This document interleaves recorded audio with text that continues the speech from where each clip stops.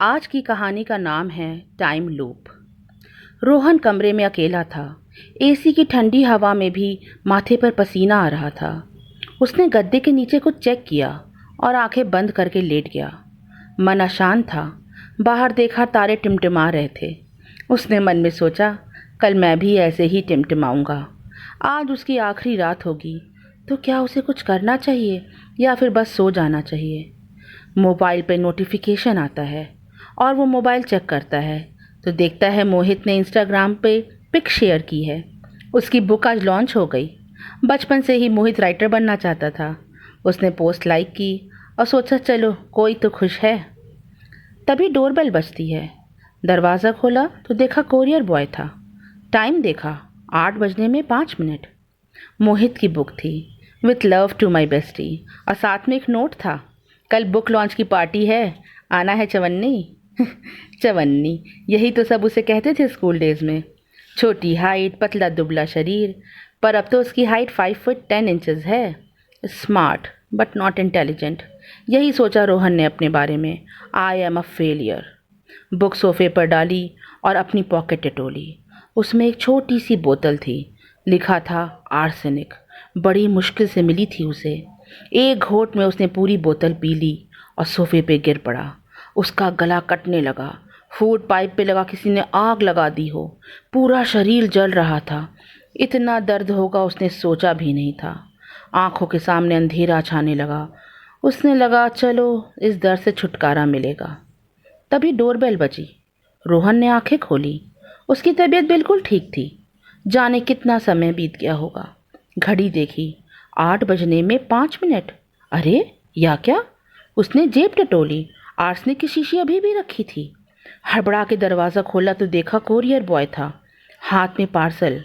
मोहित की लिखी बुक थी, साथ में नोट, कल बुक लॉन्च की पार्टी है, आना है चवन्नी। रोहन का माथा घूम गया। उसने जल्दी से बुक को सोफे पे फेंका और आर्सेनिक की शीशी टटोली। शीशी वहीं थी। उसने शीशी निकाली और पी गया। फिर वही असहनीय पीड़ा, वही जलन, आंखों के सामने अंधेरा और आंखें बंद। तभी डोरबेल बजती है। रोहन आंखें खोलता है। तबीयत बिल्कुल ठीक है। समय 8 बजने में 5 मिनट। कोरियर बॉय था, मोहित की लिखी किताब, साथ में नोट। अब रोहन का सर चकराने लगा। वह कहाँ फंस गया है। उसने सामने खिड़की देखी तो तारे टिमटिमा रहे थे। उसे लगा जैसे उसके पापा हों, जो 10 साल पहले उसे छोड़ गए थे।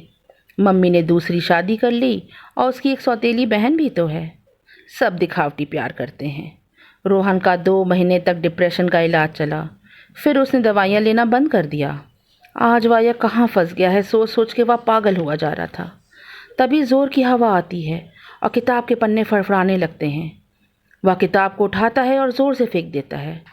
वह फिर आर्सेनिक की शीशी निकालता है, पर वह पीड़ा सहने की शक्ति अब उसमें नहीं थी। वह किताब को उठाता है और खोलता है। बुक पर लिखा था, इन loving memory of my dad. उसे भी अपने पापा की आज बहुत याद आ रही थी। वह किताब पढ़ना शुरू करता है।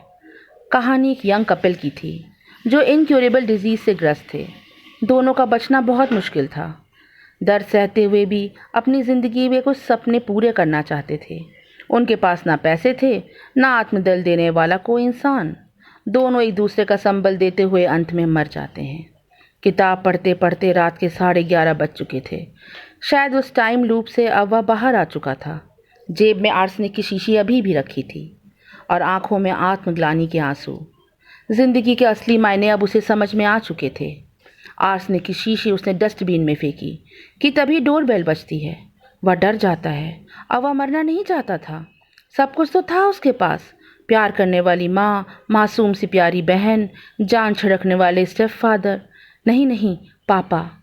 कहीं मौत उसे अब लेने तो नहीं आ गई। डोरबेल फिर बजती है। वह दरवाज़ा खोलता है। घड़ी में 12 बजने पर कुकू की आवाज़ होती है और दरवाजे को ज़ोर से धक्का देते हुए उसकी मम्मी, पापा, बहन, मोहित और उसका पूरा गैंग अंदर आता है और ज़ोर से उसे हक करके कहता है, हैप्पी बर्थडे। आपको यह कहानी कैसी लगी? कमेंट सेक्शन में अपनी प्रतिक्रिया ज़रूर दें और आगे की कहानी देखते रहने के लिए मेरा चैनल सब्सक्राइब करें। Writing is my passion. Thanks for watching.